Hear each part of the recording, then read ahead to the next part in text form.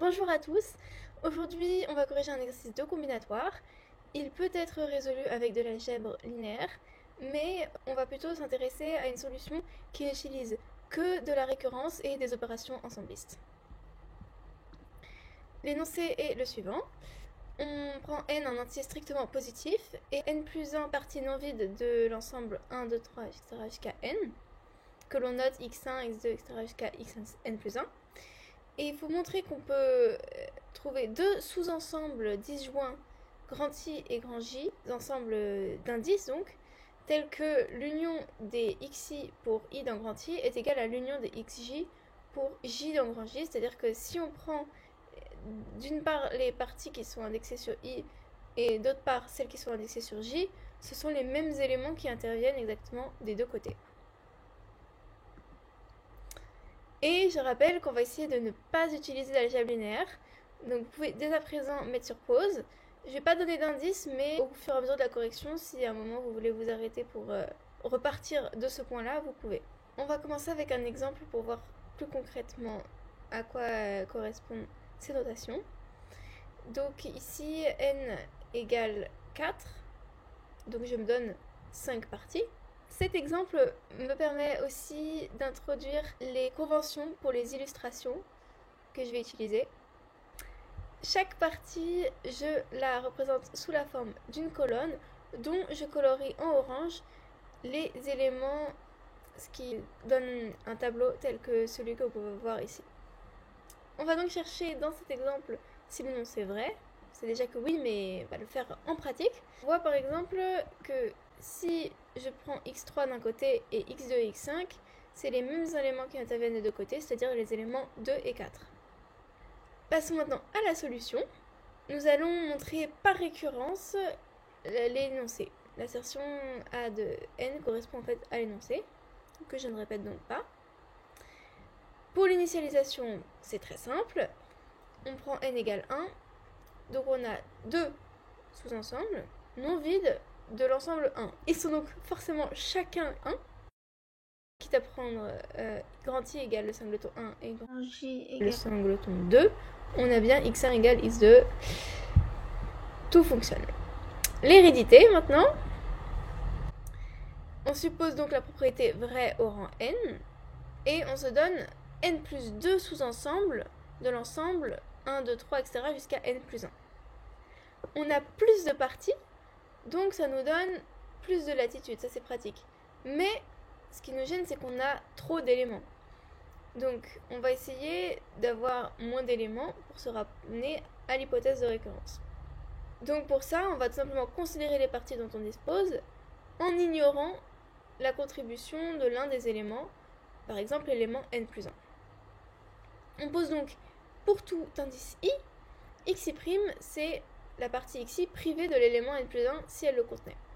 On peut déjà remarquer que si aucune partie ne contient l'élément n plus 1, c'est-à-dire que tous les xi' sont égales au xi, alors, par hypothèse de récurrence, si on considère les n plus 1 premières parties, on a directement ce qu'il faut. Donc on suppose qu'on n'est pas dans ce cas-là et qu'on a au moins une partie qui contient l'élément n plus 1. On cherche maintenant à se ramener à l'hypothèse de récurrence, donc on peut ignorer une partie. Ce qui est pratique car ça nous donnera une partie en réserve. On va pour cela choisir une partie qui contient l'élément n plus 1. On verra bientôt pourquoi. Quitte à réindexer toutes ces parties, on choisit que xi est égal à x indice n plus 2. Réindexer, ça veut dire juste changer les indices. On peut facilement s'en convaincre que ça ne change rien à l'énoncé.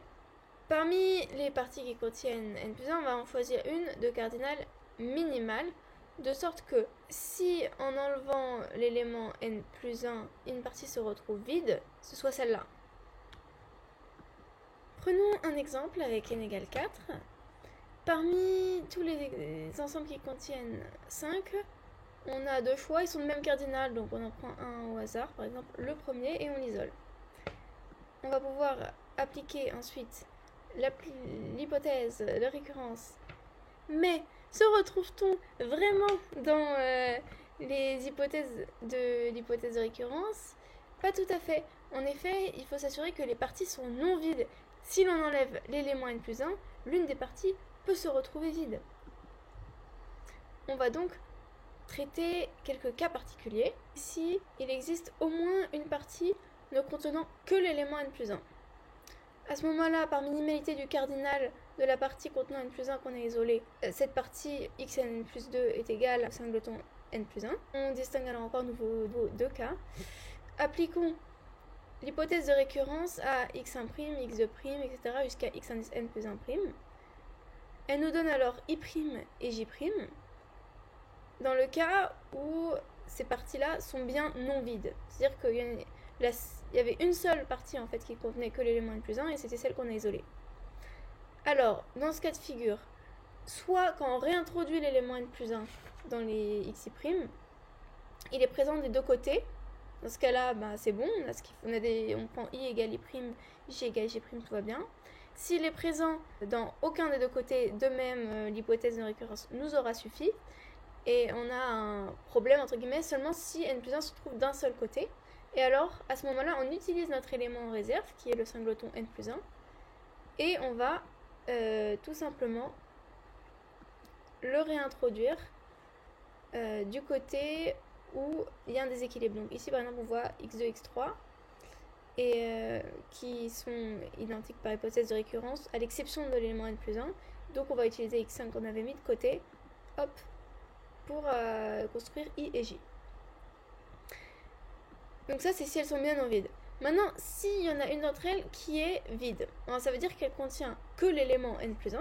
Comme c'est déjà le cas de la partie x indice n+2, il suffit de prendre pour indice j, l'indice de cette autre partie contenant que n+1, et n+2. Et alors, on a bien une construction valide. On retourne au cas général, c'est-à-dire que xn+2 ne contenait pas que l'élément n+1, mais d'autres éléments également.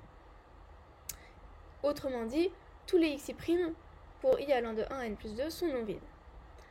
On applique alors, un peu comme on vient de le faire, l'hypothèse de récurrence à x1', x2', etc. jusqu'à x indice n+1', qui sont bien non vides donc, pour trouver i1 et j1, les ensembles d'indices donnés par l'hypothèse de récurrence. On avait nos unions. L'union des xi' est égale à l'union des xj'. Maintenant, est-ce que l'union des xi est égale à l'union des xj?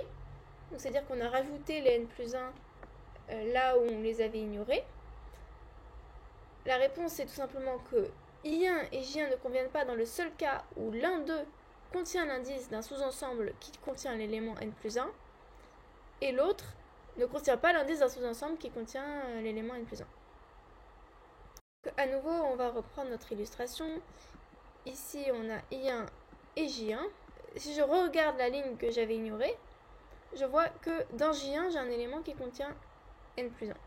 Donc les unions ne sont plus égales. Supposons alors, sans perte de généralité, que c'est I1 qui contient une partie, au moins, contenant l'élément n+1.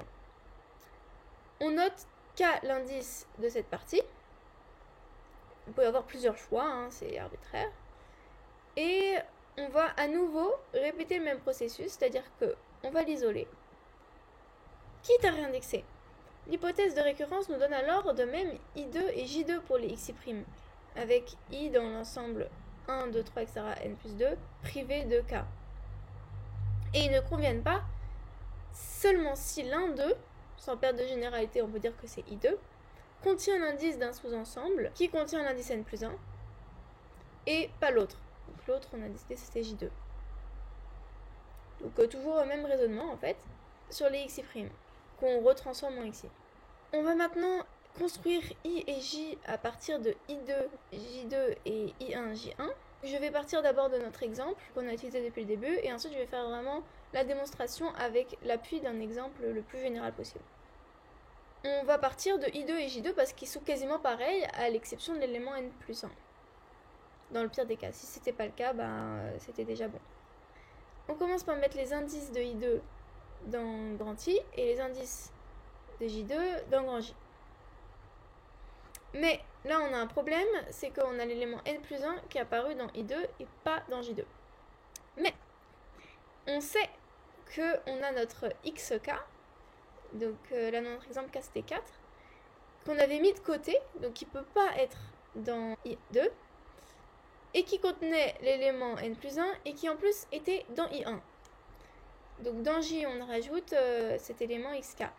Mais puisqu'il faut faire des constructions bien équilibrées, on rajoute en fait toutes les parties qui sont dans I1, mais qui ne sont pas dans I2, puisque les parties de I2 ont déjà été mises du côté de I. Sauf que à nouveau, on a rajouté éventuellement d'autres éléments, en rajoutant les parties de I1 privées de I2 dans J. Et pour compenser, on va donc utiliser J1 qu'on va rajouter du côté de I. Mais à nouveau, on ne peut pas prendre tout J1 puisqu'il y a des parties de J1, celles qui étaient contenues dans J2, qui ont déjà été utilisées. Donc on va rajouter seulement les parties qui sont dans J1 mais pas dans J2 du côté de grand I. Maintenant, pour montrer que I et J conviennent, on va vraiment regarder point par point si tout a bien été fait correctement à partir d'un exemple plus général. Première remarque, c'est qu'on peut vraiment diviser en deux temps notre construction. En effet, on peut écrire que l'union entre I2 et J1 privé de J2, c'est l'union entre I2 et J1 privé de J2 union I2. En fait, on a juste enlevé les éléments de I2 qu'on a compté deux fois dans grand I, pour réécrire l'ensemble grand I sous forme d'une union disjointe. On peut faire de même avec grand J. Ça permet bien de comprendre que tout se fait en deux temps. Là, j'ai pris un exemple plus général où on voit la répartition de I2 et J2 et la répartition de I1 et J1. Et à gauche, à partir de I2 et J2, je vais construire I et J. Donc déjà, comme j'ai dit, tous les indices de parties qui étaient dans I2, je les mets dans grand I, rouge. Et ceux qui étaient dans J2, je les mets dans grand J, en bleu foncé. Maintenant, on voit qu'il y a un seul élément qui peut être que d'un seul côté, et pas de l'autre. Et c'est l'élément n plus 1. Et ici, on voit qu'il est en rouge dans grand I, ce qui est toujours le cas. Donc, on va le compenser avec K. Ici, K, c'était 3. Et on rajoute les parties qui sont dans I1, mais qui n'ont pas encore été triées. C'est-à-dire qu'ils n'étaient pas ni dans J1, ni dans I2. Donc, doucement. Ici, dans I1, j'avais X3, X6 et X8. Or, X6, elle était déjà triée, donc je la mets pas. Donc, je mets juste X8 et X3. Ensuite, j'ai rajouté forcément des éléments. Les éléments 3 et 7, maintenant, ils se retrouvent dans J, mais pas dans I. Donc, pour compenser, je vais rajouter les éléments de J1 qui n'ont pas encore été triés. Dans J1, j'ai X2 et X5, mais X2, il est déjà mis dans I, donc je rajoute juste X5. Donc là, on voit que X2, il a déjà été trié, mais X5, il n'a pas encore été mis, et donc je le rajoute en rouge. Voilà, et là normalement j'ai les mêmes éléments des deux côtés, on va vérifier ça point par point. Commençons par montrer que les parties I et J sont bien d'intersection vide. Ça revient à dire que chaque partie n'a pu être ajoutée que d'un seul côté. Donc déjà dans une première phase, on a mis d'un côté les parties de I2 et d'un autre côté celles de J2. Par hypothèse de récurrence, I2 et J2 sont d'intersection vide, donc on n'a pas pu mettre une partie des deux côtés. Et dans une deuxième phase, on s'est intéressé que à des parties qui n'étaient ni dans I2 ni dans J2. Et ces parties-là, on les a mises soit dans I si elles étaient dans J1, soit dans J si elles étaient dans I1, et à nouveau par hypothèse de récurrence sur I1 et J1, on n'a pas pu les mettre des deux côtés. Donc dans une deuxième phase, on a mis que des parties qui n'avaient pas encore été triées, et on les a mis que d'un seul côté. Donc I et J sont bien d'intersection vide. On vérifie maintenant élément par élément qu'ils sont bien présents des deux côtés, c'est-à-dire dans chacune des unions. L'élément n plus 1, il est dans une partie de I2 par hypothèse, et il est aussi dans XK par définition, qui est dans I1 mais pas dans I2 puisqu'on l'avait mis de côté, et donc il est bien dans J. Donc le cas de n plus 1 fonctionne. On se donne un élément X de l'une des deux unions, différent de n plus 1. On distingue alors deux cas. Soit il a été ajouté lors de la première phase, donc il a bien été ajouté des deux côtés, puisque I2 et J2 vérifient l'hypothèse de récurrence, à l'élément n plus 1 près, mais X est différent d'n plus 1. Sinon, il n'intervenait donc dans aucune des parties dont l'indice est dans I2 ou J2. Cela signifie qu'il appartenait à au moins une partie dont l'indice est dans J1 privé de I2 union J2 et à une autre dont l'indice est dans I1 privé de J2 union I2. Puisque I1 et J1 vérifient l'hypothèse de récurrence à n+1 près et qu'on n'est pas dans le cas 1. Ainsi, la propriété A de n+1 est vraie et par principe de récurrence, A de n est vrai pour tout n. On a résolu l'exercice. Pour aller plus loin, je mentionne quand même la démonstration avec de l'algèbre linéaire. Ça, c'est pas forcément destiné aux élèves de la POFM, mais vous pouvez la lire, c'était quand même nécessaire de la mentionner. Je donne aussi un énoncé un peu plus général qui peut se montrer à l'aide de la démonstration d'algèbre linéaire. Je voulais juste mentionner le fait que nous n'avons pas redémontré les théorèmes d'algèbre linéaire pour ensuite les appliquer dans un cas particulier. C'est vraiment une démonstration différente. On peut retrouver certaines idées du lemme d'échange qui permet de bien définir la dimension, mais ça reste très particulier. J'espère que l'exercice vous a plu, que la correction était claire, et je vous souhaite bon courage pour la suite.